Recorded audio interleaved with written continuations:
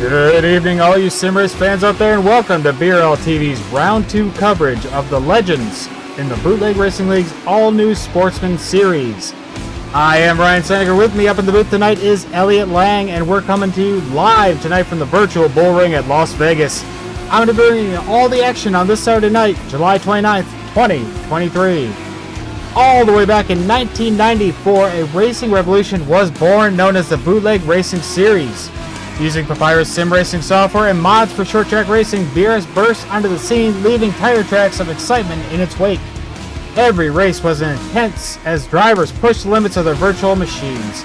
But when the curtains fell in Papyrus, the BRS seemed destined to fade away. However, like a phoenix rising from the ashes, the series returned with a vengeance in 2013 as the Bootleg Racing League, ready to dominate the sim racing world once again.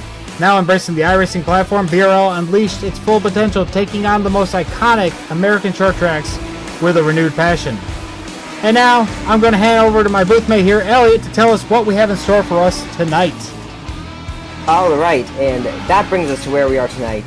The Bullring was built in 1985. This 3/8 mile D-shaped oval is located just outside the 1.5 mile superspeedway. The tight corners are banked at 8 degrees, going down to 0 degrees on this race meeting for some great short track racing. Tonight's starting grid will be turned by a 5-minute, 4-lap average qualifying session, setting the running order for the 15-lap heat races. The top 6 from each heat will advance straight to the 50-lap feature event, while the 50 remaining drivers will go to a 15-minute B main consolation race. There are no fast repairs and no tire changes, so the drivers will have to take care of their equipment as the night goes on. And finally, caution laps during any of the events will not count. The only caveat is that the feature race does have a strict 30-minute time limit to not conflict with start time for the late model invitational series coming up tonight over on the Virtual Grip Network directly after the series. Back to you, Ryan.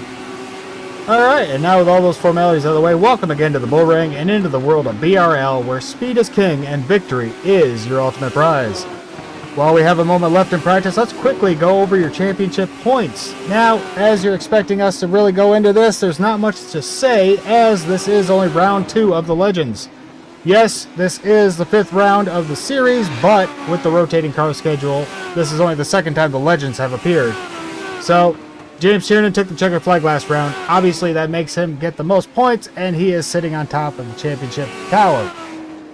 J.R. Shepard, is right behind him, 39 points as he finished 2nd, followed by Chris Davis, who is here this week. After actually taking the last 2 weeks off for a technical issue, is luckily back to catch round 2 with the Legends. He had a good run last time. And with that, let's take a quick look at how the drivers are doing in practice. So far, James Tiernan, as we all know, the Crocodile, he does set down the fastest lap time. He is running a 16.32. J.R. Shepard, his big rival, has a 16.34. Just shy of Tiernan's time. Oh, big spin off in the start finish right there. It's like it was.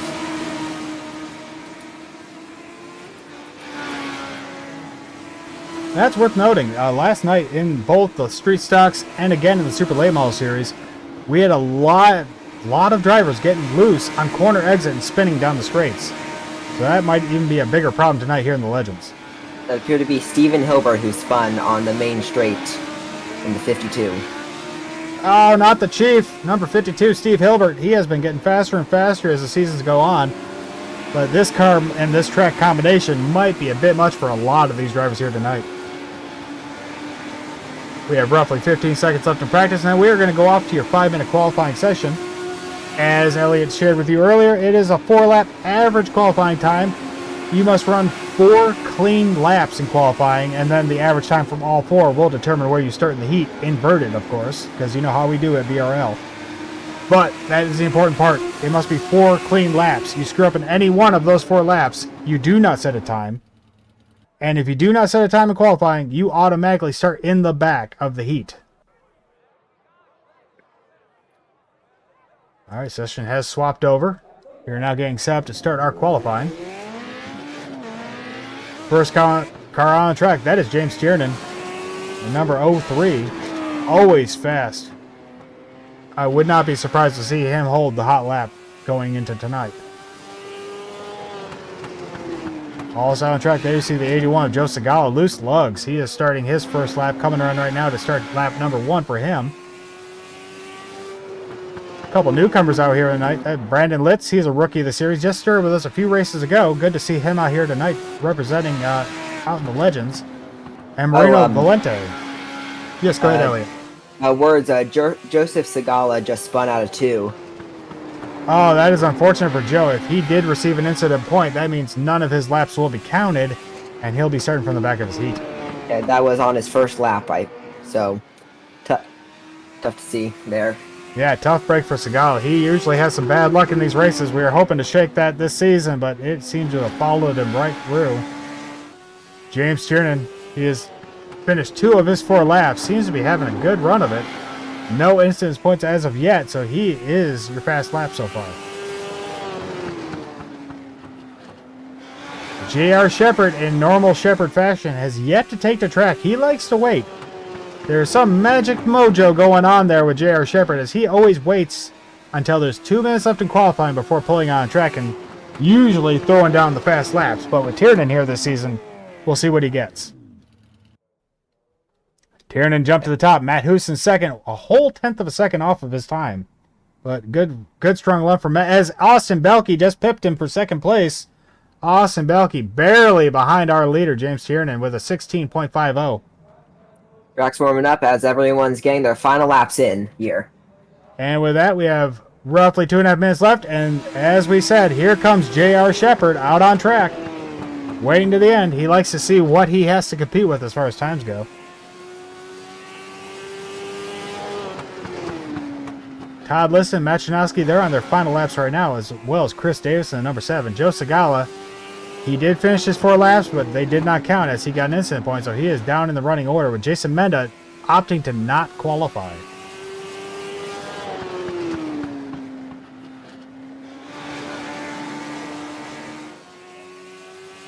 All drivers who have run so far, with the exception of Joe Segala, have run clean laps, and their times are counted.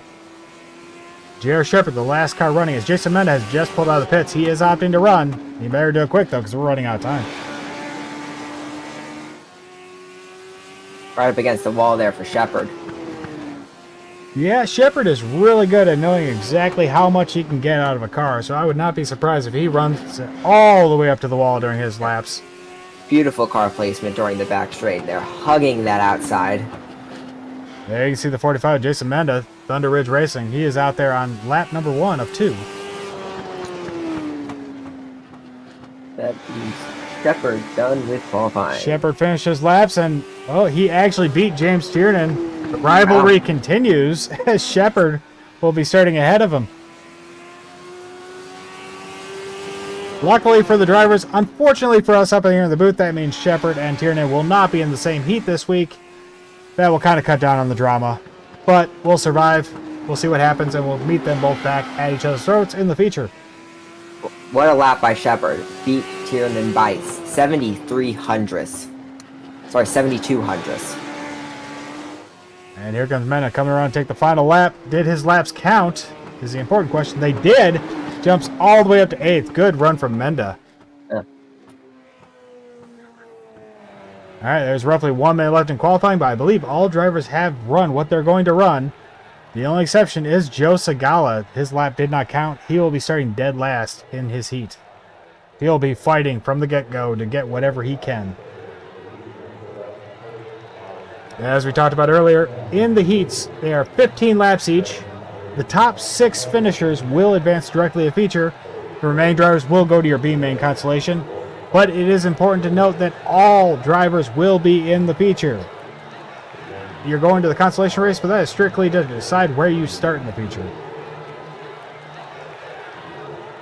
Information on Segala, it looks like his practice laps and early qualifying laps put him around the middle of the pack there, so it could be interesting to see where he does.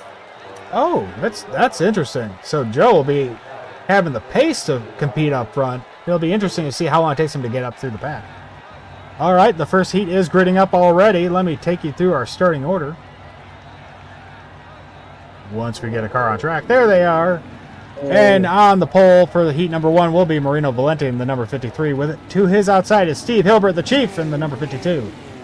Todd Lisson in the 87. He'll be in third with our Canadian John Wilson to his outside in fourth. Matt Chinoski, Blue Thunder Simsworth. Good seeing Matt here in the 31. He'll be in fifth. Chris Davis, always fast, Mr. Aggressive. Number 7 will be starting in sixth place with J.R. Shepard rounding out the 7-car field.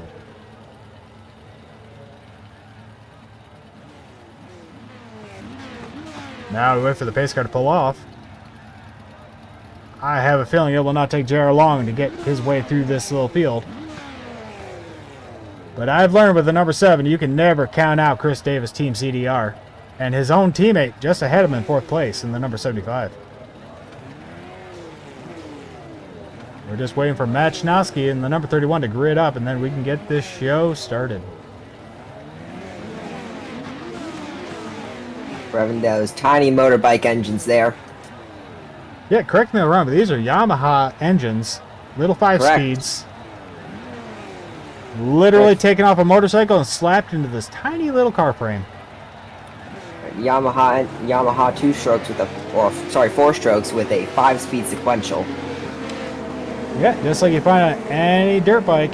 So they sound that way for a reason. It is literally like riding a Yamaha down a trail. Things rev up to 10,000 RPM. Crazy numbers. It's kind of impressive for such a tiny engine. Yeah. Especially such a tiny car. Yeah, well, these are actually the more popular of the short track cars in the amateur circuits, just because the low cost to maintain and run them. Drivers are known to run the same set of tires throughout an entire racing season. That's what they were designed for. Very similar to the ARC Camaros over in Australia, designed to be cheap series. Yeah, and they always put on a good show, too. Mm-hmm. From the looks of it, on this track, they'll be able to run like 5-6 wide. There's plenty of room. All right, pace car has peeled off. It is on Marino Valente in the number 53 to start off whenever he's ready. Waiting. And kind of a late jump for Valente, but he gets on the lap and clears ahead. That is Todd Liston getting to the inside of Steve Hilbert with Matt Chinoski looking to overtake the third. Behind them, you have a nice side battle, if I can talk. That is J.R. Shepard. Like you said, they're almost 4 wide back there as J.R. Shepard tries to cut his way through the field. Chris Davis looking to follow him through with Matt Chinoski up high.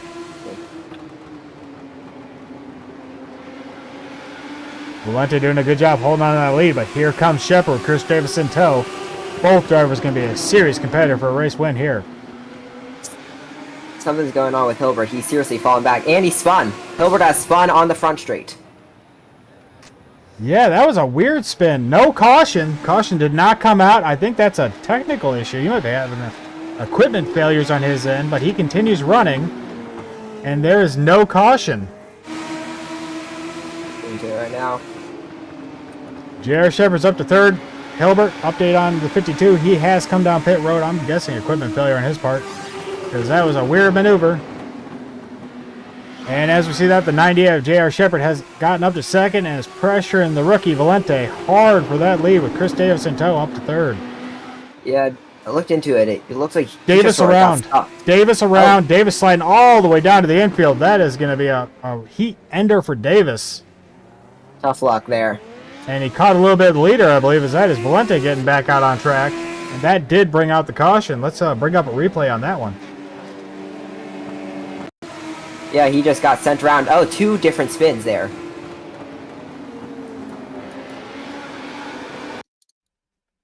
There you can see Davis and Valente going around at the same time. Was that contact from the 98? The contact, lead yes. Around. Yeah, contact from the 98 into the 53 there. And then there's this, in that separate incident, just got under him there and just couldn't slow down in time. As we ride on board with J.R. Shepard, was running in second place. Yep, just the slightest contact knocked both drivers loose, but Valente got the worst of that, sliding down to the inside of the track. Very unfortunate for Valente.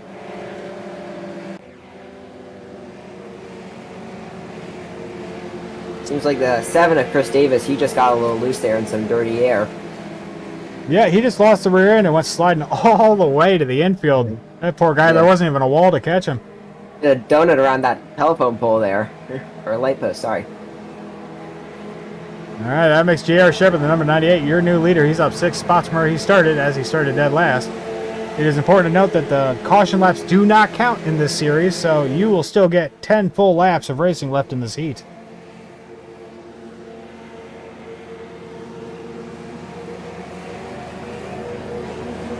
Current running order: J.R. Shepard, Todd Liston, John Wilson, Matt Shinowski, and Marino Valente recovered up to 5th. Good job from that. Behind them, you have Chris Davis and Steve Hilbert, the Chief, who has retired. Correction! Hilbert's back on track. Ah. He corrected what I was wrong, and he is running. Good on him for finishing what he started. 2 laps down. Especially with that damage. He had front left damage that looked somewhat severe there, so he got that repaired and back out. There might be some residuals, though, so keep watch on him. You know, Elliot, I always respect a driver who gets back out there knowing they're not going to win, and they finish what they started. I have mad respect for drivers who do that. Yeah, I mean, like, some people just sort of call it quits, and I don't see what's the point of that. Like, show up and finish. Do what you started. Well, and also, you're shrinking the field, so you're kind of cheating the other cars who are still running. Yeah. Well, also puts on a good show for the fans. Oh, very much so. And the pace car lights have gone out. J.R. Shepard, Todd Liston on your front row. Todd is one of those drivers in the 87 you can never count out Liston, as he always has something up his sleeve, but I think this one is firmly in the grip of J.R. Shepard. Hilbert's hanging back a bit. He might be running with a damaged car and just trying to stay out of the way at this point, as they are doubled up, ready to retake the green. It is on J.R. Shepard. Oh, no, he's going. He was... Oh, no, he backed off out of it. I thought he might have been going to try and get a jump on the leaders. Yep, J.R. Shepard has cleared ahead of Liston, who went single file. The first battle is John Wilson with Matt Shinowski to his outside. John Wilson's struggling as he is able to hold on position. Matt Shinowski. Go ahead. Davis and Valente side by side for the past lap. Davis just cleared him. Yeah, the pink numbers were throwing me off. I was looking at the 75 and 7. They both had pink numbers on their hood, and I lost track of which car was which. So the 7 car, Chris Davis, he is still holding on to 5th. Matt Shinowski in the 31 ahead of him. John Wilson holding on to that last podium spot in the heat. Hilbert seems to be holding on pretty good. A bit of understeer out of the corners, but all in all, keeping pace. Yeah, Hilbert is able to keep pace with the lead lap drivers. I think that's unfortunate for him. Whatever caused him to go down the track damaged him, and he's laps down, so he has nothing to race for at this point. Looks like Chris Davis, he is not willing to say it out, as he has gotten to the inside of John Wilson, his teammate, and he's looking to take away 4th spot. Either way, the top 6 will advance. That is all the drivers currently on the lead lap. Yeah, Hilbert 2 laps down. Yep, Steve will go to the consolation, but as we said, all drivers will advance to the feature, so no real loss there. He still gets the race in the big show either way. All right, and there goes Davis, number 7, got looking to the inside of Shinowski in the 31. Looks like he is going to take it handily. Yeah. Moving up to 3rd place. Got a little loose. Yeah, Davis got loose, lost all that momentum, had to give that spot back as Shinowski holds on to 3rd. There are 4 laps remaining. It is still J.R. Shepard with a strong lead ahead of Todd Liston, who has an even stronger lead over Matt Shinowski in 3rd.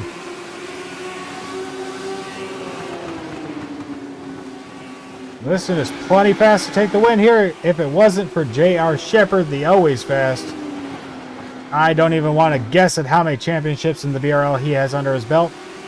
A good run from Todd Liston in the 87. Look here at the positioning of the 7 there. He's trying to find a gap, trying to make that move stick. Got a little loose there on mid-corner through 3 and 4. And Davis keeps taking peeks to the inside, but unable to make it stick that low toward the apron. Constantly have to give up all that momentum and fall back in line. He could he could be trying to throw him off there, just sticking his nose and then going for a different line. Get him watching his mirrors. Get the 31, sorry. It's possible, but he waited too long as the white flag is out. J.R. Shepard is coming down the back stretch, and he'll be easily taking this win. 1.7 seconds between him and Todd Liston in 2nd place. And Todd will cross in 2nd ahead of Matt Shinowski, Chris Davis, John Wilson, Marino Valente all advance directly to feature. Steve Hilbert will go to the consolation. It was a good race. Yes, it was. Always a good show in the BRL. And just like that, we are re-gridding for heat race number 2.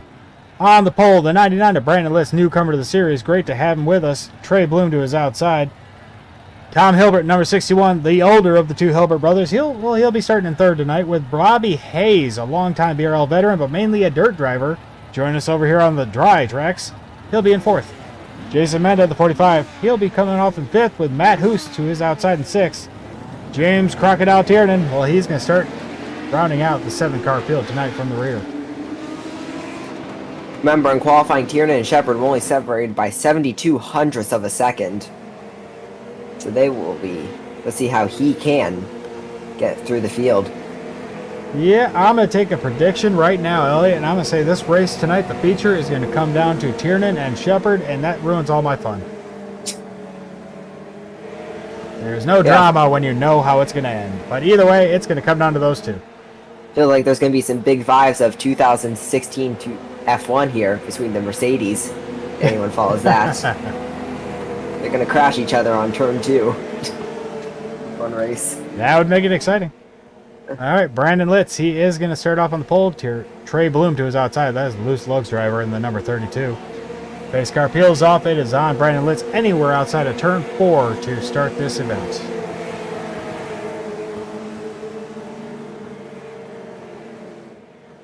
Litz seems to drop back a little bit. A late jump from Litz as he psyched out the field. Good move as he quickly clears out ahead. Tom Hilbert up to 2nd.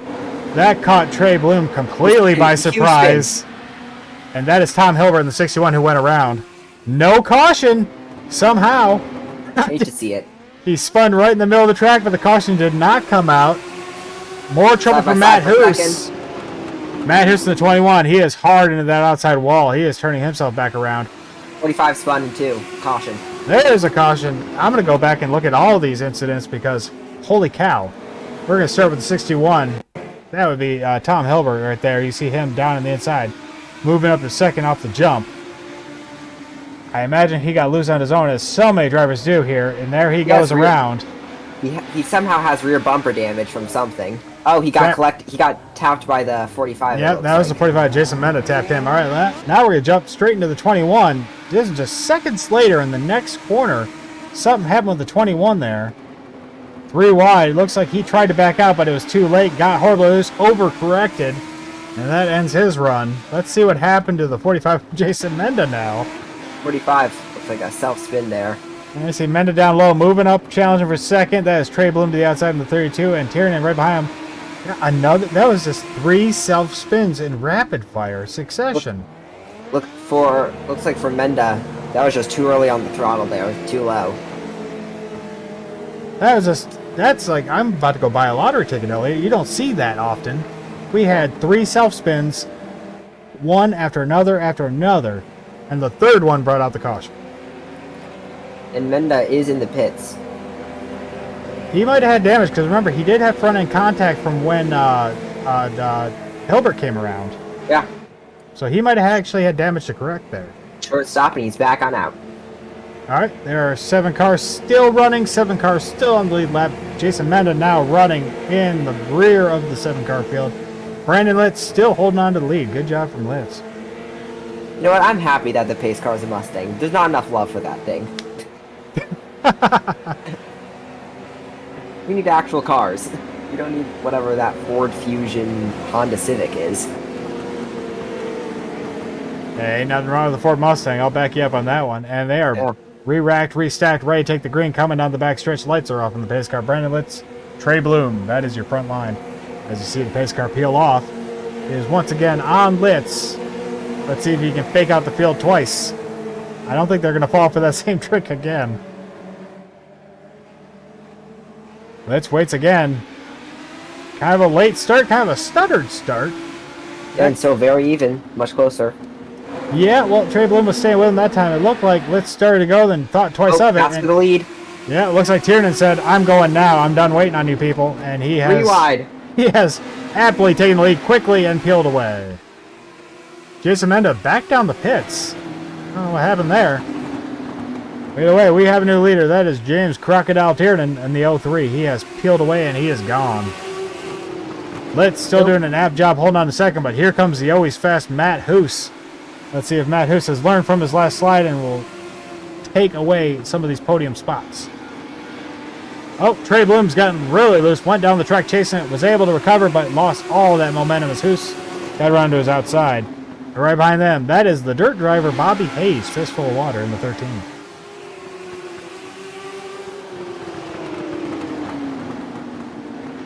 We have 6 laps in the books. This is heat number 2 of the Sportsman Series Legends Edition, round 2. Looking into why the 45 of Menda pulled in. It just looks like off turn 2, no contact. He just parked it. Might not have been feeling the pace there. Who knows? Yeah, maybe he had more damage than we thought. Oh, contact 13. Bobby Hayes around. That is the 13 of Bobby Hayes. Caution. Looks like a little tap there. Yeah. Looks like he was going through a move between the 32 and the 99, that is. And just sort of closed it in. Yeah, there you see the 13. That is Hoos up high in the 21. And ahead of them, that is Trey Bloom in the 32. It looks like Bobby Hayes stuck a nose in there. Thought twice of it, but it was a little too late to back out of that one. And Hoos was right there as he tried to follow his car up the track, making contact, sending that cute little puppy dog paint scheme around on the track. Interesting thing, that was the same thing that Hoos did to Bobby Hayes there a couple laps ago on that first lap. Except this time they actually made contact. Went for a move, but went too deep. Had to back out of it. And I gotta ask Bobby when this race is up, is that the Dumb and Dumber truck paint scheme right there? It looks like it. If it is, that is great. Got the tongue and everything on the grill. Yeah, I gotta ask him when this race is up. I think that's the Dumb and Dumber paint scheme. Yeah, first I thought it might have been Monster Mutt from Monster Jam, but looking at more, Dumb and Dumber, most likely. Alright, as we come around, James Tierney is your leader. No big shock there, no excitement there. So we're going to focus on second place. That is Brandon Litz, the 99, doing a great job. He's a newcomer. He just started with us. I believe this season, maybe the last race or two of last season, Litz has been with us. And he has had some nice races, nice clean runs, finishing in the top 10, top 5s. Good run from Litz. Trey Bloom, he just recently joined the Loose Slugs team this season. That is owned by Jeffrey Harden. Everyone knows Jeffrey Harden, the number 36, with the always famous Brandy Harden in the chat room cheering him on every race. And Matt Hoos, the Hoos was loose as he sent himself around early in the race. Nice recovery, though, as he gets back up. He is running up 2 spots from where he started in 4th as we cross the halfway point. Interesting on where the best place to start is for this, because the inside's been looking very slidey, but the outside, you just leave yourself open. Yeah, I've noticed on the starts, the outside seems to be the place you want to be, but once you get going, the inside is dominant. So it's kind of a trade-off. Yep. All right, lights are off in the pace car. We'll be starting lap number 8 as the green flag drops. James Tiernan and Brandon Litz, your front row. Let's see if the 99 can drop down in front of Trey Bloom before too much time goes and that gap shuts. Again, they seem to be hanging back. I wonder if that's just Brandon Litz's move. Because he's done it all 3 starts. He did again. Oh, and they're going.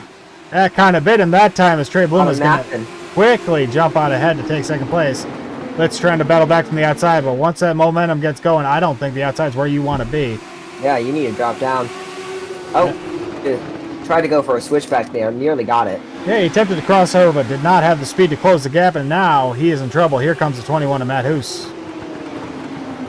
Right at the back there.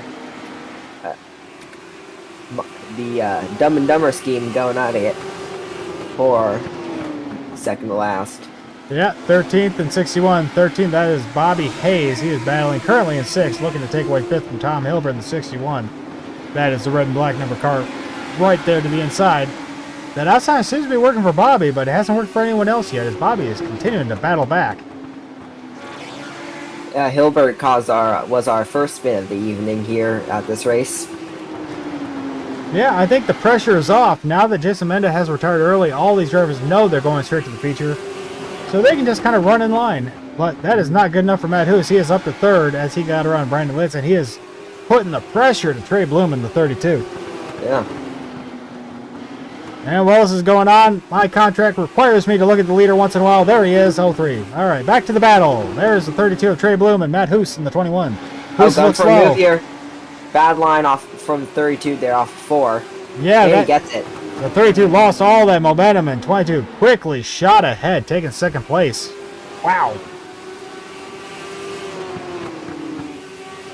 Further back, it looks like Bobby Hayes was able to take 5th place away from Tom Hilbert, but I don't think there's enough time left as we have 2 laps to go. for Hayes to catch up to Brandon Litz and move into top 4.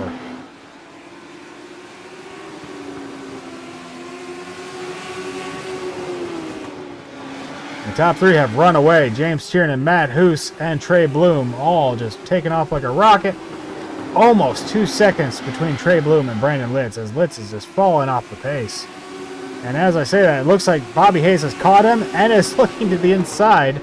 Litz is really struggling out there right now.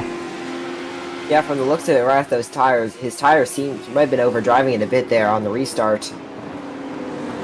And Bobby Hayes steals it in the end. Bobby Hayes took away 4th place. Let me pop the results as I didn't have time to read them off. James Tiernan came home the winner. Matt Hoos, Trey Bloom, Bobby Hayes, Brandon Litz, and Tom Hilbert will advance directly to the feature. Jason Menda will be in the B main consolation. Now heat race number 3. Joe Segala, loose lugs in the 81. Well, he will be on your pole. Chris Hazlip in the 93 to his outside. Donnie Allen, the 88. He was pretty loose in practice. Let's see if he got his car handled now. He'll be starting in 3rd with Bruce Pearson to his outside. Nathan Guilford in the 44. Well, he's going to be in 5th with Brian Johnson, 00. He's going to be in 6th place. Austin Belke, the Always Fast, and partner of J.R. Shepard. Well, he's in the 24, and he'll be rounding out the 7-car field.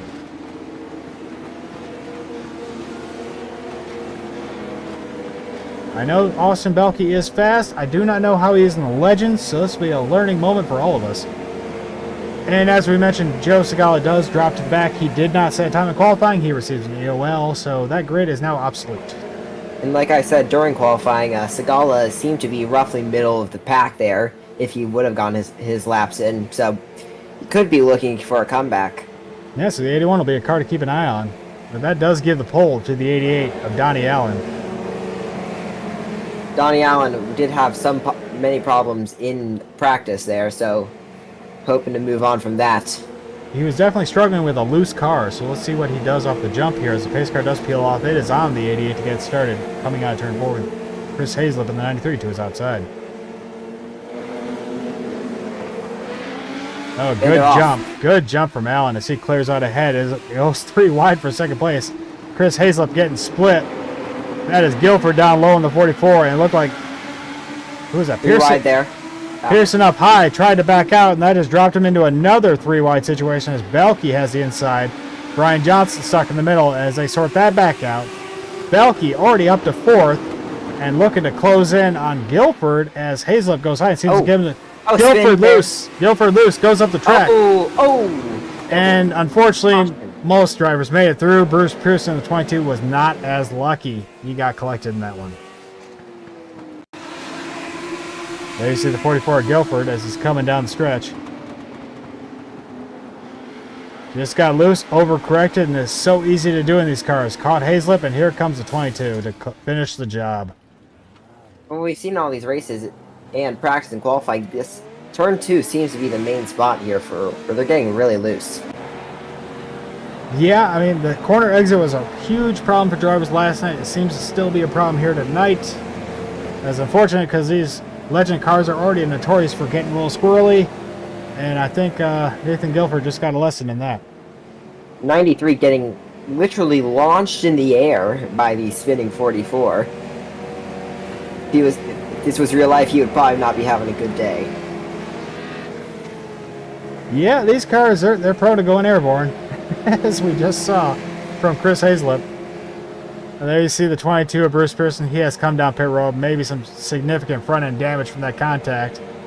Unfortunate for Bruce. He's always pretty fast no matter what car he's in, but tonight is not going his way. Lights are still on the pace car. 88 is still your leader. That is Donnie Allen. To his outside will be Chris Hazlip. Austin Belke already up to 3rd. Good charge as he just held it inside and ran with it. Brian Johnson up to 4th. He's up 2 spots from where he started. Joe Segala, Nathan Guilford round out your 6 drivers advancing if the race ends right now. And as I say that, it is not over. Pearson's back out with the caution laps not counting. He is still on the lead lap. Good work by him to get back out quickly. Staying on that lead lap. Yep, pace car lights have gone up. All 7 cars still running on the lead lap. It is anyone's race at this point. Back to racing for these 5/8 scale cars on this 3/8 mile circuit. Tiny cars, tiny track. It fits. Let's see what Donnie Allen can do. Oh, we have. Oh. What was? Oh, we have contact. Oh my. Allen down the track. This is going to really screw up the start. Looks like the drivers are letting him get back up to the front, but that definitely screwed up his groove as he had a poor jump off that green flag. Looks like Hazlip is giving him the spot back. Good sportsmanship from Hazlip, but unfortunately, that left him open to Belke, who is not feeling as sporty. He saw a spot, he's going to take it. Hazlip drops back and continues to drop. Looking at the replay there, it was netcode that caused it. Just a netcode problem. That was they got close to each other netcode. yeah, it was bouncing. Well, that is unfortunate, but that is one of the things we deal with as sim racers. Netcodes can happen just like mechanical failures in the real world. Straight. Allen got loose there. Let me see. There's a 93 of Chris Hazlip. Below him, that is the 22 of Pearson. 81 Joe Sagawa on your screen. Yep. Hazlip got loose right in front of Guilford. No caution did come out as he hit the inside wall and had to tow. Look at Allen there on turn 2. He's been doing this thing all in practice. He got loose there, but saved it. They got bumped by the 24. Yeah, he's still holding on lead. Austin Belke in second, looking like not willing to take it off that mistake as we cross the halfway point. Brian Johnson, good run from Brian. He's up to third. Yeah, up 3 positions now. And you called it. There he is, the 81 Joe Segala, having the pace and being competitive. He is up to 4th place and running. He is reeling our leaders in.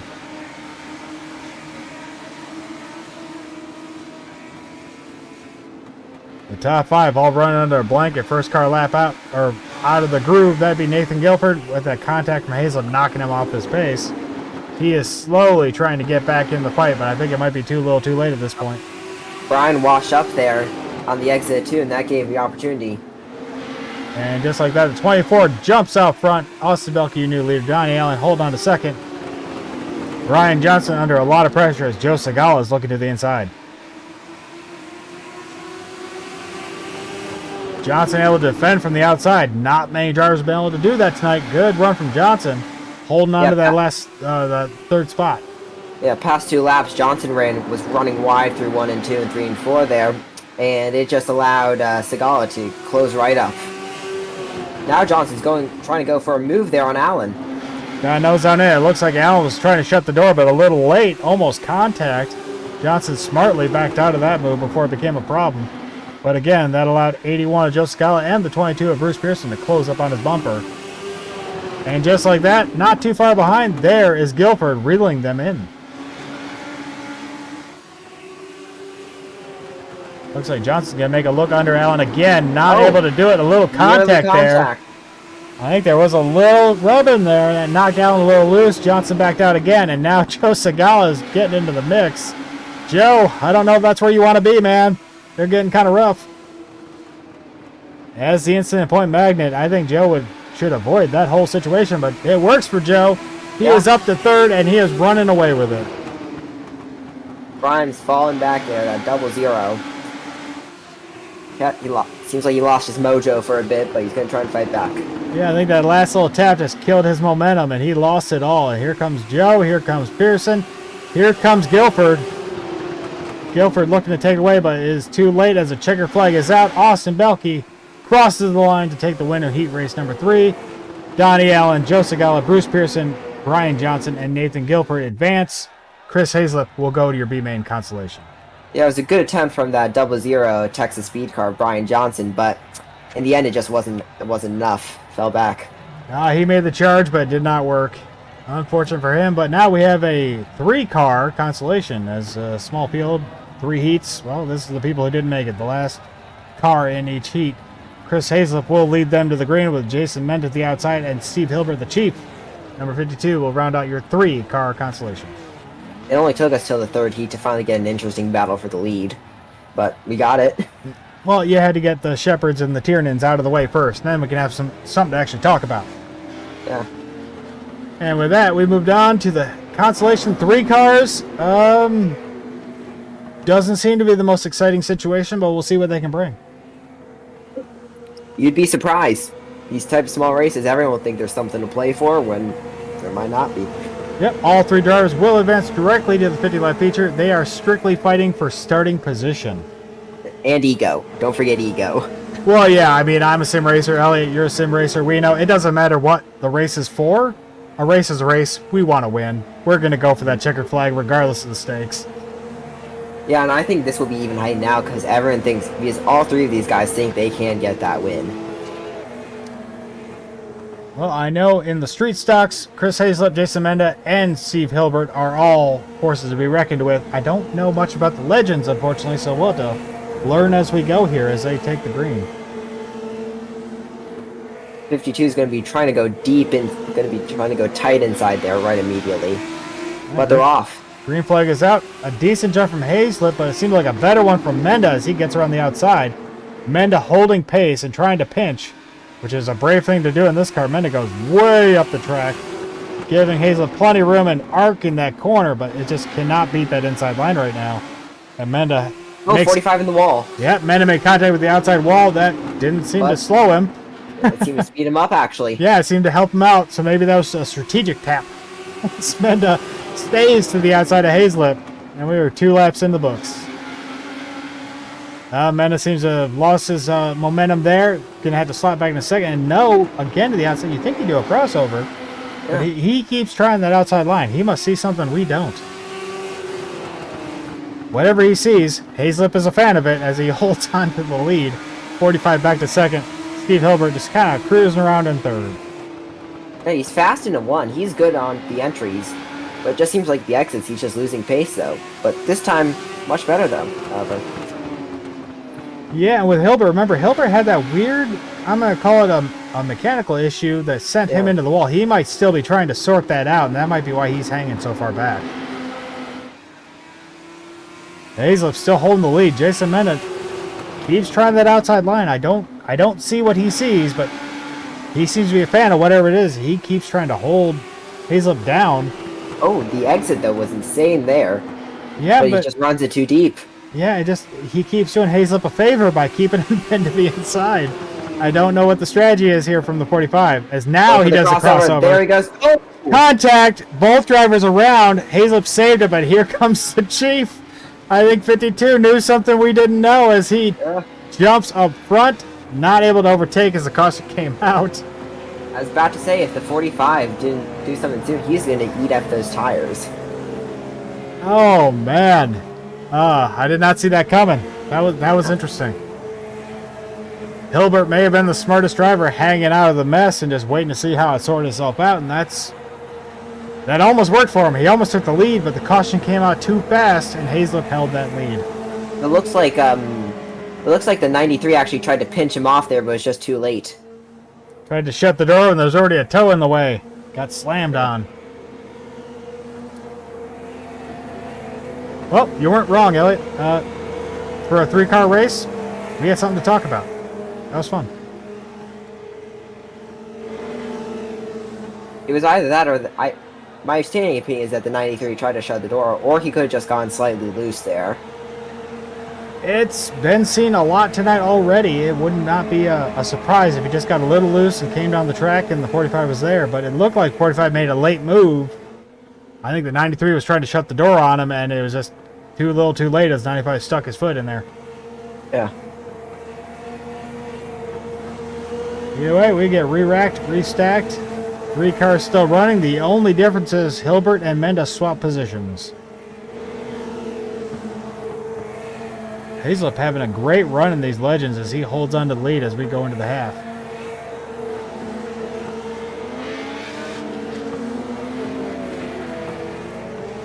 All right, lights are out. We're going to get restacked up here. Going too wide in the front. Single car in the back. Pace car will peel off here in just a moment. It'll be on Chris Hazlett in the 93 to start this second half off. Hilbert seems to be hanging back a bit. I wonder, I'm still saying Hilbert's struggling with something. Yeah. Because he is not being competitive right now. He is is trying to stay out of the way, it seems like. Yeah. As he seems to give the position to Menda a little bit. Yeah, it just seems like he's just not in it. I'm willing to bet whatever sent him into the wall, he is still trying to sort that out as he is just putting in laps. For all I know, he could be on a controller.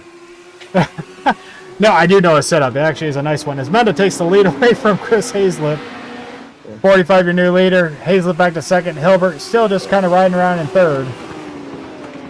If we're going on the theory that Hilbert had an equipment failure, just pull out the PS2 controller. All right, keyboard and mouse that thing, Steve. Let's get this done. Yeah, whatever it takes. Wouldn't put it past him. And when he got crashed there, he went immediately back out on track. Yeah, he's not one to give up. Maybe he's just okay with starting in the back for the feature and knowing it's going to be quite a few cautions as drivers are struggling with loose conditions out here. I'm wondering if he thinks it's safer not to be in traffic when the green flag drops for the feature. I mean, he was in the he's had this whole opportunity to watch what happened in his race as well as the others, so he knows it's going to be chaotic on the inside and outside. Yeah, and even right now, he is keeping pace with Hazlett, who held the lead for the first half, but he's making no attempt to challenge him. Yeah, I feel like this race isn't going to help his opinion of the track and other drivers here after the only other two cars came into each other. Yeah, I think the Chief sees the writing on the wall. He knows what's coming up, and he knows he doesn't want to be caught in the middle of it. I think he's planning on taking some positions just out of attrition in the future. Yeah. As we come around to take 2 to go. Jason Menda has taken the lead and just ran away with it. Over 2 seconds between him and Hazlett. Hilbert to continue to follow him along, holding pace. Not the most exciting race. Kind of ended how I assumed it would with Menda taking the win, but definitely had some surprises. White flag out. Menda makes one more loop around this tiny, tiny track in this tiny, tiny car. And he will take the top spot in the B main constellation. Chris Hazlett and Steve Hilbert follow him through. I've just been looking at the lap times here. Hilbert's been running at consistently 3 to 4 tenths slower than Hazlett and the other one. And Menda. Maybe he is struggling with a car setup condition. Maybe it's loose and he's still trying to wrap his head around it. But either way, now we move to a 5-minute warm-up session where all the drivers can go out there and play with their vehicles and try to figure out new tricks. As the track temperatures have changed, the conditions have changed, so they can get refamiliarized with the track. And with that, let me take a quick moment. We're actually going to dial up a driver. I love doing this. I love that the Bureau lets us talk to drivers in the fly. I'm going to dial up. Let's see if he's on track right now. Joe Segala. Let's dial up old Joe. Joe Segala, it's Ryan up in the booth. You got a copy? Got you loud and clear. Man, you kind of got screwed in your qualifying session. You spun out, lost your time, and had to start from the back, but you had a nice charge in your heat. And you have the lap times to be competitive. What's your strategy going into the feature tonight? Not spin out for one thing. For whatever reason, the brakes in these cars tonight, they're real touchy. You brake too hard, the back end breaks loose. So for anyone to have a good night tonight, you really got to work on your pedal work. All right, well, you definitely have the pace to be competitive, Joe, and we'll be watching you, man. Stay out of trouble, and we'll see you in the end. Hopefully I'll be up towards the front. That's Joe Segala, the 81 Loose Lugs, taking time to talk to us in this warm-up session. He's had a good pace. He's not showing the best lap right now, but to be fair, we were talking to him, so yeah, he might have been slightly distracted. Mm-hmm. With that being said, I got to pull this guy up. Chris Davis, number 7. Love talking to Chris. He's a character. Chris, it's right up in the booth. You got a copy. Hey, Ryan. What's going on, my friend? Hey, it's been a hectic one so far. What do you think's waiting for you in this 50-lap feature? Trying to avoid the carnage. Just the chaos that ensues. All right, what's your overall strategy? Are you going to go all out, or are you going to try to avoid what you can and take it to attrition? Well, I'm starting 10th, so I've got a lot of work to do. J.R. Shepard and Tiernan are up front, and so I'm going to have to try and push early, but stay out of trouble at the same time. It's going to be a little this, a little of that. We'll see where we're at. All right, sounds good, Chris. I love talking to you. Hope to talk to you again at the end, man. Good luck. Thanks, Ryan. Always a character. Number 7, Mr. Aggressive Chris Davis. If I may, I would like to talk to someone here. Oh, sure. You named the driver. Yeah, Brian Johnson. I want to hear what happened about that the end there on that race. All right, you got him. He's all yours. Brian, you got a copy. Yes, sir. Brian, that was a good start and middle of the race, but towards the end, you sort of seemed to get swamped there. What's your mindset going into this feature? Not to run the middle so much. Fair. Yeah. What's been your opinion here on the other drivers tonight? Oh, all the drivers at BRL are always really clean. I love racing here. It's my first season so far, and I'm having a lot of fun with it. All right, Brian, it's Ryan. Hey, we got you muted. Go ahead and tell us what you really think. Wink, wink. I love this place. I love Las Vegas. I love all short track racing. I'm just glad to be here. I've been loving this return to sim racing after a 4-year break and an epilepsy diagnosis and degenerative disc disorder in my back and neck. So I'm just here to have fun. Well, you're having a great run, Brian. Good luck tonight. We hope to talk to you at the end. Thank you. Brian Johnson, racing through adversity. I did not know any of that. Did you know that, Elliot? Yeah, I did. I've talked with Brian in the past. His first return actually was a Gen 4 race a Gen 4 Coke 600 charity race. He held strong there. He put in over 1,800 laps of practice in the span of 2 weeks for that event. So he's been working through this for a while. That is impressive. You always wondered what drivers are dealing with on their end, and wow, epilepsy and degenerative disc, I think he said. Yes. So, wow, good on him. Johnson's having a good run. He's right in the middle of the tower right now, having a good, solid run. So I really hope we get to talk to him as the race progresses. Yeah. Hilbert had another spin there, the 52, off 4. I think the car-track combination is just not doing him any favors tonight. The Bullring is notoriously loose because it is a very, very tight track with, decent banking where you really got to send these cars in hard, and that is not a great combination for the Legends. But I think he's struggling with it more than some of the other drivers are. All right, and just like that, warm-up is already over. We are going to get set up for the 50-lap feature event. I love that the BRL lets us talk to the drivers like that. It really gives you some insight on what's going on their end of the track. Interesting thing, Menda took the top time for that warm-up there, so probably the Tillenden and Stanford were not really going at it. Oh, that's interesting. Yeah, Menda might be a driver to keep their eyes on. All right, let's go through the grid real fast. On the pole tonight is J.R. Shepard. He won the first heat. He gets the pole. That is the 98 Different Path Motorsports, who is outside. The big rival himself, James, the Crocodile Tiernan, elbows up SimSport. J.R. Shepard's teammate, Austin Belke, well, he's right behind him in third, so that might actually benefit J.R. off the jump. Todd Liston will be to his outside in the 87. Matt Hoos, the Hoos is loose, but hopefully not in this feature, as the 21 will start in 5th.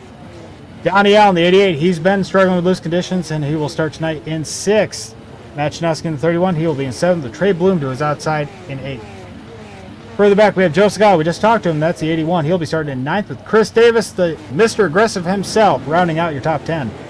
Bobby Hayes, the Dirt Boy, he'll be in 11th with Bruce Pearson in 22 to his outside in 12th.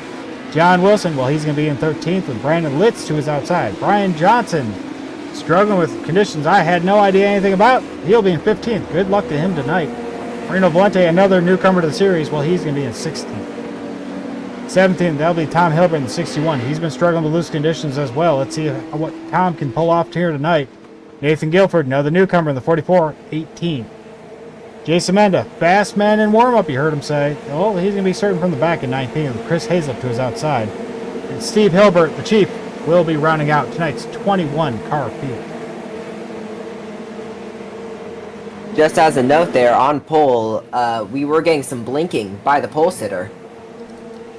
Yeah, that's actually not uncommon of J.R. Shepard. He usually blinks once or twice per race, but it's never consistent enough to be a problem, so hopefully his connection holds steady as he has James Tiernan to his outside. Coming around, pace car is peeled off. It is on J.R. Shepard to start whenever he's ready. Good jump from the 98. He clears ahead of Tiernan. Tiernan forces a slot into second place. Austin Belke holds on to third, and there you see Todd Liston struggling, stranded on the outside. Matt Shanoski to his inside, and that is Donnie Allen in the 88 looking to split him, but thinking better of it. For the first time, everyone keeps it clean there. Oh, but the 13 goes round. Bobby, It looks like Brian Johnson also had to avoid it. Bobby Hayes around. Brian Johnson suffering from the commentator's curse. We've mentioned him too many times. I am sorry, Brian. We send our condolences to Brian there. To the whole Johnson family. All right, there you see the 13 right there, center of your screen. That is Bobby Hayes. Looks like he backed off, had a little too much speed, backed off, and no contact. Good luck for Johnson. No contact at all, just locked up the brakes trying to avoid, and both drivers seem to be pretty unscathed. So they spun, no contact with any other cars, amazingly, and they will rack up to start again. Yeah, it's a surprise. I would have expected that something like that to happen in 1 and 2, but 3 and 4 has actually been the cleaner half the track. Well, leave it to the drivers of BRL to prove us wrong. They love making us look foolish in the booth, and they just did it again. J.R. Shepard's still your leader. Tiernan had to slot into second after that jump. Let's see if he can get a little quicker on this one. Maybe he can put up a challenge as Austin Belke holds on to third. I will say we already have some big movers. Tom Hilbert, 61, already up 4 spots. Jason Menda, he started back in 19th. He is up 5 spots. So some of these people starting in the back, well, that is not reflective of their speed. Also, another thing with the tire, with the lockup from Johnson and the spin from that's going to eat their tires up later on, because that overheated them a lot, most likely. That is a valid point. This is 50 laps. That's nothing to shake a stick at, even with a short track like a 3/8 mile, like this Bullring right here. And if you heat your tires up too much battling early, well, there's no good way to cool them down other than a caution, which hopefully we don't have too many of. Yeah, especially with no extra tire sets. They are stuck with these. Yeah, the tires you have are the tires you're stuck with. Unlike the real world where they can run a whole series on a set of tires, these guys just have to make it 50 laps, guys. Come on. Keep them cool. I'm expecting it to be the biggest battlers. They're going to be falling back towards the end. That's my prediction. Oh, Shepard got a lot early there. Caught all the rest of the cars napping as he quickly pulls off. Looks like Tiernan quickly held on to second. Belke back in third. For some reason, I'm showing Allen in the lead. There he goes. Now he drops down the tower. That was confusing me. Johnson and Hayes are swamping, looks like, the 52 there. Well, I mean, they were both very fast drivers. They got caught out and dropped to the back. That did not make them any slower as they are splitting the pack, going high, going low. They're taking any way they can to get up through this traffic. 13 got loose there out of 4. That seems to be his worst corner. We have a lot more shuffling middle of the pack. They are going 4 wide up here. That is Joe Segala. That is Chris Davis, John Wilson, Todd Liston, all swapping around, fighting for what would be 6th place.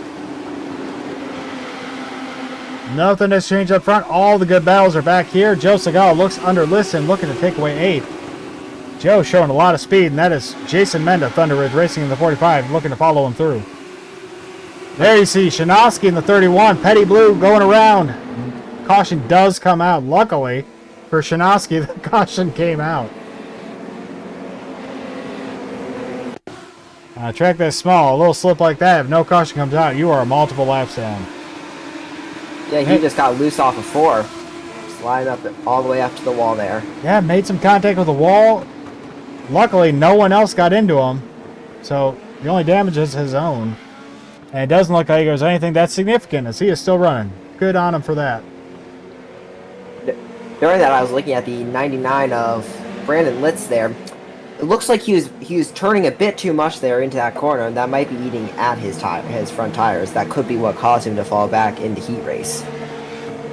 It could be. Maybe he's overdriving the corners a little bit, overheating his tires, and yeah, that'll kill your pace real quick. That could be affecting him. Yeah, from my experience, tires are the main. Tires, they will make or break a race. Oh, for short track racing, I know. Elliot, we never really mentioned this live on the broadcast, but I'll go ahead and out you right now in front of all these people. Elliot here is mainly a road course caller. He commentates for road courses and road racing, so he knows that field. Well, here on short tracks, tires are everything. Fuel is a secondary condition. All you need to do is keep those tires healthy, and you got everything you need. I know the road course is not uncommon to run 30-40 minutes on a set of tires and still be kind of decent. Well, that's a whole different animal here on the short track. If you overdrive, if you underdrive, if you are just a little too aggressive, those tires will drop off a cliff and you will quickly find yourself moving backwards. Some of the two drivers who are best at saving tires, well, that would be J.R. Shepard and James Tiernan, your front runners. Of course it is. Well, as we joke over on Virtual Grip Network, where you'll see JR all the time, the JR stands for junk rubber. The worse the tires get, the better he seems to run. He knows how to preserve those things and get the most out of those as they wear down. I thought I could have stood for just relaxing, because that's all he's doing here in the lead. You would think so. If you watch how JR runs, his line never changes. He's always very consistent, very smooth. He never overdrives. He's never all that aggressive. You would think he is back there with his feet kicked up and he's just relaxing, but I guarantee he is probably one of the more focused people on this track trying to hold it off as he has James Tiernan in his mirror. There's one thing that can make Shepard make a mistake, that is James Tiernan. Yeah, he has earned his nickname of the Crocodile, and you do not want him running alongside you, and that is exactly where he is as they double back up to take the green. Another good start from Shepard. Kind of caught Tiernan off guard as he quickly clears into second again. And now Belke fighting to hold on to that third spot. That is Trey Bloom in the 32 to his outside. Looks like he's going to fall under pressure of Chris Davis. Davis now up to fourth, making a great charge through the field. He is up 6 spots. The bigger mover, well, that is Chris Davis's teammate, John Wilson. He is up 7 spots. Good job, Wilson. And here he comes, cutting through the field like a knife through butter. That is the 45 Jason Menda, up an astonishing 9 spots from where he started, and he just went up another one. He is our big mover thus far, running in 9th. Great run from the 45. Brian Johnson also cutting through. Keep in mind, before the caution started, he had made big moves, and now he's fighting with Litz up there in the mid-pack. Yeah, Johnson's up 2 spots. He's running in 13th, and the only thing holding him back right now is... Oh! There goes the 45. I apologize to the Menda family. That is a commentator's curse. I said his name too much. I think we lost our mojo off Johnson because he was one of the few people that made it through that. Cut right through the middle. Well, quit saying his name before we jinx him. Whew. All right, here you see his name before reverses. Here you see the 45. That's Jason Menda behind the 81, Joe Segala. Menda goes low. And Segala just taking a normal arc that you do in these momentum cars. Menda tried to get his nose in there first, and that collected a lot of drivers. At one point, the 53 of Mario Vellante was upside down. There we go, a nice overhead shot of all these cars piling into this chaos here. Yeah, the 53 ended up on his lid. Oh, you weren't kidding. Brian Johnson cut right through the center and kept going like they weren't even there as every car around him exploded. Great move from Johnson. And that is Malente. You see the red flipping on the upside of the track. Man, that caught a lot of cars out. There's another car. Oh, that was Hilbert. That's Malente down below. Hilbert up high. Both cars on their lid. Yeah, if you look at Johnson's cockpit cam, there's a smoke screen in front of him, and he's just praying to Jesus there. Well, we got a moment. Let's pull it up. We got time to kill. Let me find his car, and we'll see what happened inside him. On board with Brian Johnson.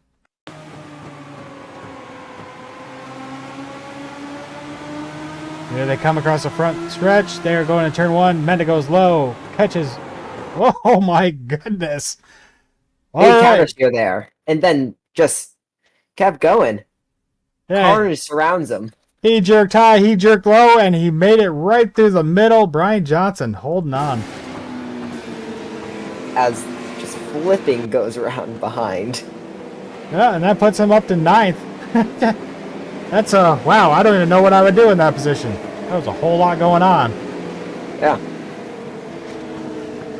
I believe in sim racing, that's what we call a Code Brown moment. I had one of those last night. All right, Jack Shepard's still your leader. James Tiernan's still holding on to 2nd place. I think if I was anywhere from 6th on back through this field, I would be nervous with all those cars around me with how this is going.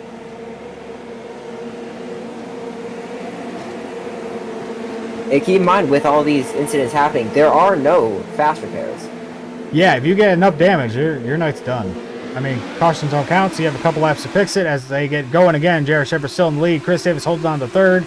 Belkey back to 4th. Todd Liston around out your top 5. But if you get enough damage, that's pretty much a night ender. If you can't fix it under caution, your night's over. Belkey looking to the inside of Davis, trying to take away that last podium spot, and able to do it. Davis went high, Belkey down low. And behind them, there is John Wilson, the Canadian, at number 75. He just moved up another spot. He is currently running in the top 5. Todd Liston falling back to 6. Bruce Pearson behind them, under a lot of pressure from the 32 of Trey Bloom. And right behind them, there he is, the man of the hour, the double O, Brian Johnson. Turn 2, multi-car thing.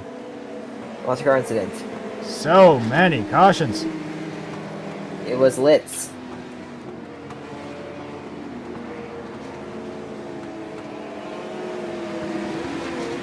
Yeah, I'm seeing a contact between Litz and Shinosky. Fortunate for both. There you see Shinosky up high in that petty blue. Litz right behind him in the 99. Oh, it looks like Litz almost split him. Thought better of it, but a little too late as he had to chase the car up, making contact with Shinosky in the 31. Like I said earlier, Litz is overdriving those corners, and it's now starting to hurt him. He's running deep. Yeah, it looks like his car just started to push there, and he had no choice but to chase it right up into the 31. Unfortunate for Shinosky, wrong place, wrong time.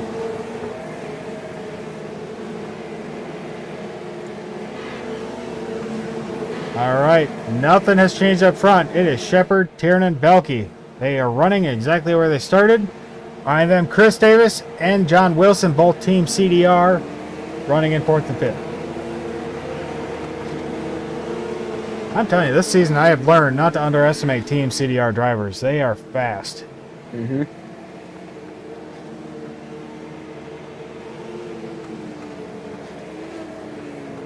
All right, guess we're gonna test out this commentator's curse real quick. Now say it with me. J.R. Shepard, J.R. Shepard, J.R. Shepard, J.R. Shepard. All right, let's see what happens here. We also need to remember Tiernan here. Well, if the curse works, we know where to use it. Yeah. We're gonna make this interesting. Maybe he only saved the number it won't affect. So the 00 is up in 9th. He's moved up quite a bit after that lap 1 avoidance. Yeah, he had actually. You're right. Very beginning of the race, lap 1, he was caught up and slid, falling all the way to the back, and he is back within the top 10. So he is having a good run. I don't want to say his name. The 00. I don't. Yeah. I'm not gonna say his name.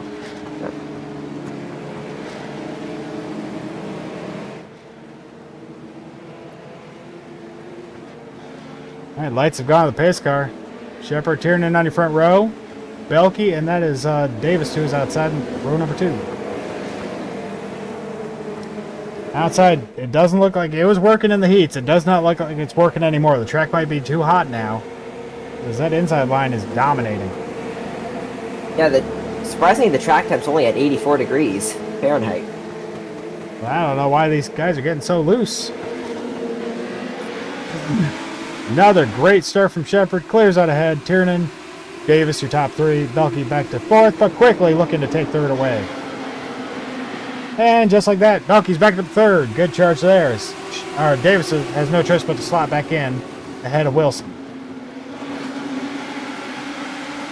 Further back, the driver that shall not be named, well, he's having another great charge. He is still in the top 10, trying to best Jason Menda to his outside, and that is Trey Bloom ahead of him. Yeah, if you're looking there, the 00 is getting quite close to the guy on the outside. And caution again. Another caution. Looks like Brandon Litz and Tom Hilbert. Once more. Brandon Litz getting into those guys. Oh, let's take a look here. Calling it right now. Another bit of running it wide. There's Tom Hilbert there in the 61. He is caught in between two other drivers. Brandon Litz not the cause of that one. Awkward 3 wide. Sent the 61 sailing into Litz's front end. That might be a day ender for Litz. Yeah, went headfirst into that wall. He is missing his entire front end. Yeah, I will say there's nothing Litz could have done on that one. That the 61 came fast and hard, and Litz was just there to catch. Yeah, he went into that. He ran into that wall at 45 miles an hour headfirst. All right, let's set the stage for you guys. We have 15 laps completed. We will be starting lap 16 when the green flag comes back out. That being said, we are 16 minutes in to a 30-minute race. It's not looking good. I think this one's going to go on time. Yeah.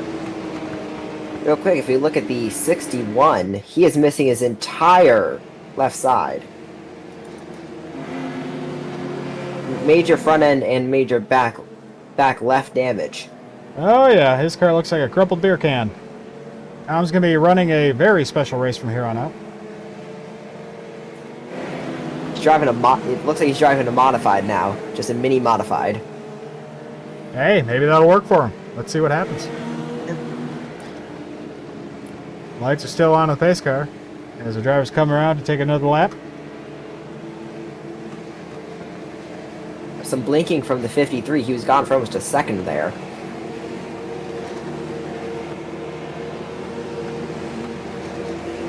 At the Marino Valente, he is our first driver a lap down after he was on his roof, I believe, earlier. Yep, he was one of the few on that roof in that big multi-car pileup in 2.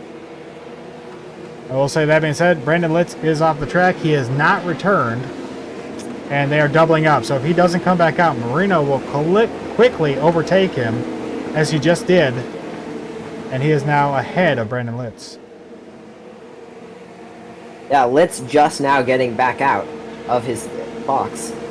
Okay. He will be able to take the start. That will let him hold on to that 18th spot. Valente still in 19th, 1 lap down. Another great jump from Shepard. He clears out ahead. That is James Tiernan holding on to second. And the battle for third continues. That is Chris Davis up high. Austin Belke down low in the very Jeff Gordon-y car. Inside line has been prevailing. I don't see it going any different this time as Belke holds on to third. Davis looking to do a crossover, but not able to close the gap. Shepard under a little bit of pressure this time, not able to peel away as he has before. Shepard so far has led every single lap, but maybe the pressure's starting to get to him.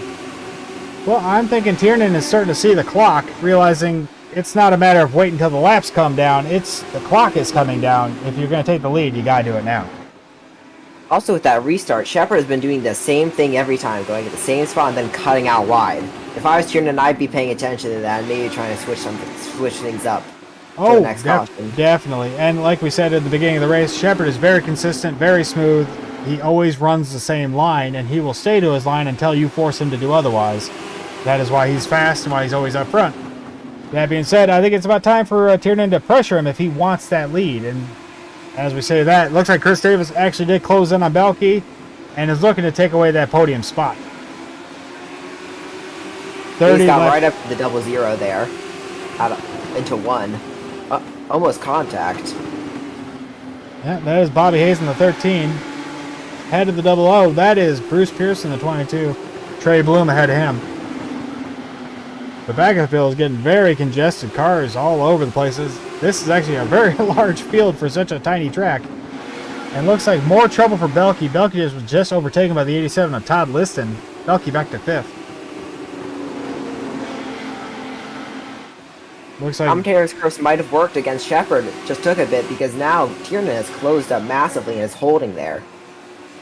Yeah, the top two have completely broken away. There is almost 2 seconds between the leaders and Chris Davis holding on to third. Last lap there was another large blink from Shepard there going into 1. Now that could actually work against Tiernan. when your car blinks like that, I tend to back off because, as we know, netcode, we saw a perfect example of netcode earlier tonight. When you blink, what's happening is iRacing is not entirely sure where your car is supposed to be. And that is when netcode can occur. Because it can misread your position as you made contact with someone who didn't. And that would send Tiernan crashing, but not Shepard. Yeah. So if a driver is blinking, I tend to give him a couple tenths there just to make sure I don't get caught up in whatever's going on. And there you see Shepard blink again. That was a decent blink. Yeah. Tiernan not afraid as he did not lift at all. He is trying to hold on. The Shepard just seems to be putting down the faster laps. Last time by, Shepard ran to 16.43 and Tiernan ran to 16.44. Yeah, the rivalry is definitely starting to heat up in this back half. Yeah, I think they both see the clock running and they know they got to go. And here we are back at the battle again. Todd Liston has overtaken Davis for third. Todd Liston now on the podium. Davis back into the clutches of Austin Belkes. I think both drivers might have used up their stuff. And we just crossed over the 23-minute mark. And there, running in sixth, that is Jason Menda, the 45. That is important because he is up 13 spots. He is our biggest mover by a mile. The next biggest mover is Nathan Guilford, up 7. And just like that, Menda's looking to take another spot as he gets to the inside of Davis, tucking in tight on Belke. That'll put Menda within the top 5. Back up front, nothing's changed. There's still roughly 3/10 between J.R. Shepard and James Tiernan in the lead. The big battles are all back here, going for 4th on back. Oh, 98 is pulling it in again. 99, sorry, of Brandon Litz. Litz back down pit road. That damage might have been more than he thought it was. Maybe he's having an overheating issue and forced to come down pit road. That puts Valente up to 18th as he is still 1 lap down, but did overtake Litz that time by. And now Steve Hilbert, the chief, he's coming down pit road. He's retiring early. Yeah, he's been showing, since that first heat, he has been showing some sort of, my guess and your guess is equipment problem. That's all I can figure because I've seen the chief run every car we have in the BRL and he's always performed well. So it has to be a physical error that he's trying to wrestle with on his end. And there we see Chris Davis getting below Jason Menda, trying to hold on to that top 5 position. Able to take it back, but Menda is not letting go easily. And now that opened the door. John Wilson at 75 looking to put his nose inside as his teammate made a pocket for him to stick his car in. And coming through, here comes the train. That is Bruce Pearson, followed by Brian Johnson in double O.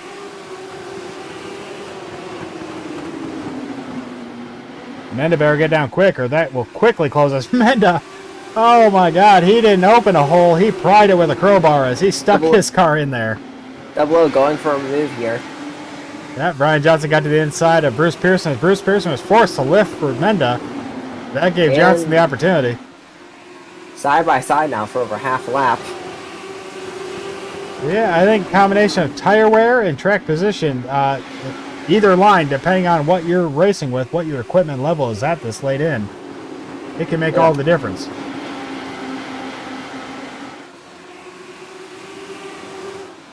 All right, back up front, Shepard has broken away by several car lengths with the lead. As you see, Tiernan really throwing the car on entry, but losing all the momentum on exit, and it's not doing him any favors. Here we have another side-by-side battle further back. That is Bobby Hazen, 13. Matt Janowski trying to recover from his earlier incident. He's up to 11th. Good recovery from him. Nathan Guilford. And, yeah, that was the 99 of Brandon Litz I just saw. Litz is back out. Yeah, he is back out on track. He's made 3 stops this race. I think he keeps trying to recover, or repair, I should say, damage on his car, as his car is pretty new right now. Yeah. And good on him. He's back on track. He is running multiple laps down, 6 laps down, running an 18. Yeah. You can see it. Jason Menda continuing to battle there. I think he has made it about as far as his pace will allow. Holding on just outside that top 5 position. In the early half, it seemed Bobby Hayes was following the 00 through the pack, but he started to stagnate here in the 12th position. And I will say, has kept on. I threw out that Austin Belk and Chris Davis might have used up their stuff as Todd Liston overtook them for third. Well, now they have both retaken the position as Todd Liston fell back to fifth. Maybe I saw that wrong. I read it wrong. That was Liston using up his stuff a little prematurely. Austin Belk back on the podium.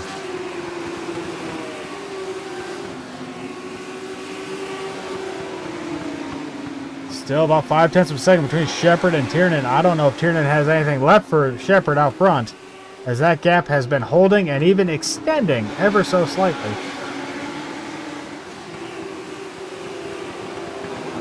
Chris Davis still holding on to fourth. Todd Liston close behind, but not able to close the gap. With that being said, the gap between him and Belke, well, that's just extending lap after lap as Belke is reaching lap traffic. Yeah, the gap between Tiernan to the number 24 is now 5 seconds. Yeah, it's insane what those two can do. That's why they don't get a whole lot of camera time. No real surprises there. All the good action is happening third on back. As you see Belke quickly weaving through this lap traffic. Pretty dense. But track this short, it's not surprising. One thing I have noticed is Tiernan has been keeping within half a second of Shepard there. Yep, the gap is extended to just barely over half a second as he throws it in on entry and loses everything on exit. But I don't think that's the strategy that's going to get him up to Shepard's bumper. As we will actually make it on lap count if they stay green. We are starting lap 48 right now, and we still have 3 minutes to go. I think we're going to make it. I think they saw the clock and realized they need to clean up their act.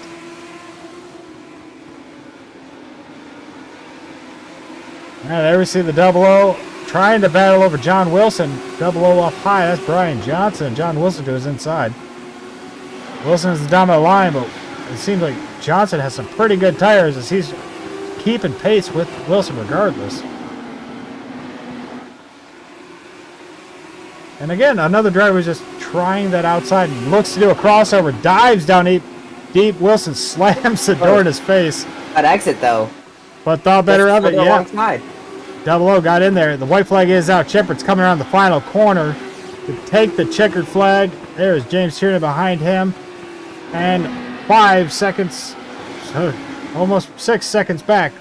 That's the battle for third with Chris Davis and Belke cross the line side by side. Johnson gets it. Johnson gets the P7 across the line. Great run from Johnson. Chris Davis pipped Belke at the line for third.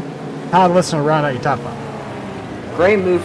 Great work from Johnson. At the end of lap 1, he was at second to last. All right, with that, we're going to take a quick break. We're going to let iRacing time and scoring get all caught up, and we'll be back in a few moments with your official race results, and we'll get to talk to you podium finishers. Don't go far.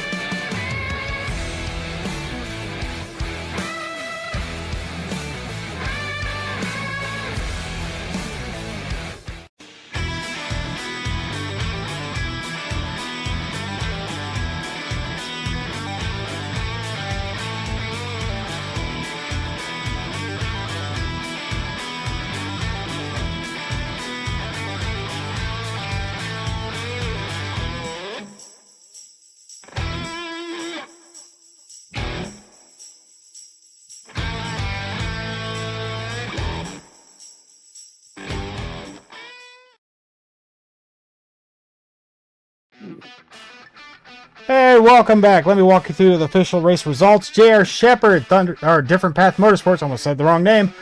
He came home in first place with James Tiernan, not able to do anything about it. J.R. Shepard led all 50 laps tonight. Chris Davis will round out your top 3 as he had a great charge, up 7 spots. Great run from him. Austin Belke and Todd Liston round out your top 5. Jason Menda, the big mover, up 13 spots. Well, he's going to come home in 6th place tonight. Behind him, it'll be Brian Johnson, John Wilson, Bruce Pearson, and Nathan Guilford rounding out your top 10. Further back in the field, we have Matt Janowski, Bobby Hayes, Trey Bloom, Joe Segala, and Chris Hazlip. Well, he finished in 15th, also the last car on the lead lap. Tom Hilbert's going to come home 16th. Marino Valente, he had a rough go of it, but stuck with it. Got back up to 17th. Brandon Litz, another rough go, came home in 18th. Steve Hilbert and Donnie Allen both retired early, with Matt Hoos not gridding up for this event. All right, and with that, let me bring up our race winner, J.R. Shepard. J.R., how did it feel out there? You controlled that field pretty well. Yeah, it definitely not bad. Car didn't feel too terrible. Usually these cars are pretty tight in iRacing, and tonight they were definitely a little bit free getting into the corner. And as the race went on, it got tighter and tighter through the center. You definitely had to change your driving style throughout the race to try to maintain some speed. Definitely for a legend car, 50 laps is a lot in a race. It just allows the tire temps to get way too hot. So we lost a lot of lap time as the race went on, but you had to adjust what you were doing and just try to stay smooth and consistent. All right, well, you've always been the master of restarts. That long green flag run we had at the end, I think it was from lap 15 on. Were you expecting that? Was that what you were hoping for, or were those restarts kind of part of the strategy? No, I was not expecting to have a long run. I was glad that we did. These Legends cars, they don't have a whole lot of low-end torque when you go to take off on restarts, and yeah, it leaves you very vulnerable to whoever's in second place through turns 1 and 2 on that first lap after a restart. So yeah, I was definitely hoping it would stay green. That way we keep some momentum up and keep it going. All right, well, you had a great run. Next week, we're heading out to Nashville Fairgrounds, and it'll be in the SK Modifieds. How do we feel about that? I typically like that. The SKs are fun most of the time anyway, but the thing about the SKs at the fairgrounds is it's very little off throttle time. So definitely the beginning of the race is super tough to try to make passes, but you can definitely make up a lot as a driver in the long run there. So yeah, after we get a few laps in, I think we'll be okay as long as we avoid any contact. All right, JR, 50 laps in the books, 50 laps led. Who do you have to thank for this race win tonight? Yeah, just thanks Bootleg Racing League for putting this on, giving us a fun place to race on the weekends. My team, Different Path Motorsports, congrats to Austin, came home in 3rd place in that race. He's a teammate, so good job by him. And also thank you to you guys up in the BRL TV broadcast booth. We appreciate it, guys. All right, thanks for talking with JR, and we'll catch you down the road. That was J.R. Shepard, number 98, tonight's big winner.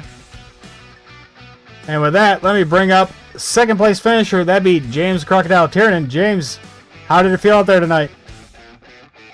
With these cars, I'm very much still learning. You know, I think Shepard is better in almost every aspect of this car. You know, whether it's qualifying, outright pace, saving tires. So just getting out here, getting some laps, trying to learn. You know, I got the best seat in the house to learn from Shepard. I'm thinking I'm starting to see things, you know, just looking and seeing what he's doing with his cockpit. I think I'm trying to just keep my wheel as straight as possible and try to carry it with throttle. It looks like he just has a little bit more wheel mid-corner than me, and, you know, just something I got to work on. It's not something I'm very versed at, and, you know, hopefully I'll get better and start challenging a bit more. You see, I love hearing that. Now, you always hear drivers of my caliber talking about, hey, I'm watching the replays, I'm looking at what you're doing, I'm trying to learn from you, but you don't hear drivers at the higher calibers like you and J.R. Shepard say that often, and I love hearing that you guys are doing the same thing everyone else is doing, trying to improve every week. I love that. Now, next week, we're going out to the Nashville Fairgrounds. It'll be in the SKs. How do you feel about the SK Modifieds? I haven't touched those things. I don't think I've ever done an official race on those either. Maybe 1 or 2, but yeah, I have no idea what the heck to expect with that car. Ooh, that should make for an interesting race. Well, I mean, you had a great run, a solid second place. No one can touch you tonight. Who do you have to thank for this, James? Yeah, first and foremost, if you're in the Indiana region, I'd like to thank Roofco/Ergot Real Estate. So if you're looking to get solar panels installed in your house, please reach out to them. Also like to thank Flow Racing. We have an affiliate link on our Facebook page at Elbows Up SimSport. Jessup Logistics, again, out of the Indiana region. If you're looking to get into trucking or just looking for logistical services, please reach out to them. Rest are escaping me at the moment, but I'd like to thank you specifically for putting this all together. It's pretty cool that even though we don't have the VGN thing going on, we always have, you know, Mr. Seneker chugging away at these broadcasts, and that's pretty awesome. Also like to thank, who's the title sponsor? Is it still White River for this? We actually don't have a title sponsor. All right, well then, just thank you. Thank you, Mr. Seneca. Yeah, so BRL TV, we're freelance. But thanks for talking to us, James. Great job on the run tonight, and we'll see you down the road. Yep, we'll do. See you next week. That was James Tierney. He came home in second tonight. Now we have the pleasure of talking to one of my favorite people to talk to. That is Chris Davis. He likes to call himself Mr. Aggressive. I call him Mr. Personality. Chris, how did it feel out there tonight? Well, this car, maybe it's just this track. Like I was saying last night, I can't remember which car it was. It wanted to snap loose. These could too, in one coming off of two. If you come down too low and have too much wheel in, it was really easy to get loose. Yeah, we saw a lot of drivers handling loose conditions, and the cars really seemed to push there at the end. How bad were your tires feeling toward the end of the run? Your car only pushed if you didn't know how to drive it. Oh, a little burn there. I like it. Throwing shade. Next week, Nashville Fairgrounds and the SK Mods. How are we feeling? I love the SK mods. A little joke there about it pushing. So here was the thing about this track and the Legends. You can run a fast lap without the right line for about 4 or 5 laps, but you're going to burn up your right front. If you go back and watch JR, I think he drives this track better than anyone else, and that's what I tried to learn from. Yeah. All right, sounds good, Chris. Who would you like to thank for this third place? For third place, gosh, I don't know. I always thank you guys. I have a lot of fun. I'm happy. Yeah, sorry, I don't have. I'm not too excited here tonight. I'm like thinking about something else in a moment. You guys do an awesome job up there in the booth. I had a blast running the Legends here tonight. Love the SKs. We'll see what we can get done next. Yep, thanks for talking to it, Chris, and we'll see you down the road. Bye for now. That was Chris Davis, third place finisher. Always fun talking to Chris. All right, with that, we are going to bring tonight to a close because, all honesty, we're running out of time. We're about to start another broadcast. So, if you liked what you saw here tonight, you can catch us again next week. That'll be August 5th from the Nashville Fairgrounds. As you heard me talk about, this will be the SK Modifieds. Round number 2 for them. That'll be going live at 7:15, right back here on BRL TV. But before that, next Friday at 7:10, the Street Stock Series will be back at the Fairgrounds, so be sure to tune into that one, 7:10. Everything you've seen and heard here tonight was made possible by the Skidder Creek Motorsports Group, home to the Bootleg Racing League, the GT Racing League, Thunder Ridge Racing, the Virtual Grip Network, and more. For more information, you can visit them over at skiddercreek.com. This has been a production of BRL TV, a broadcasting service aimed at giving up-and-coming commentators and directors like myself and Elliot here a place to get their feet wet in the world of sim race broadcasting. If you ever wondered if you have what it takes to broadcast live races, this is your chance to get some experience without any pressure. If interested in getting in on the fun, visit bootlegracingleague.com to find out how. Now, from all of us here on the BRL TV crew, myself, Elliot, and Lowell Jewel, until next time, thank you for watching and have a great night. Good night.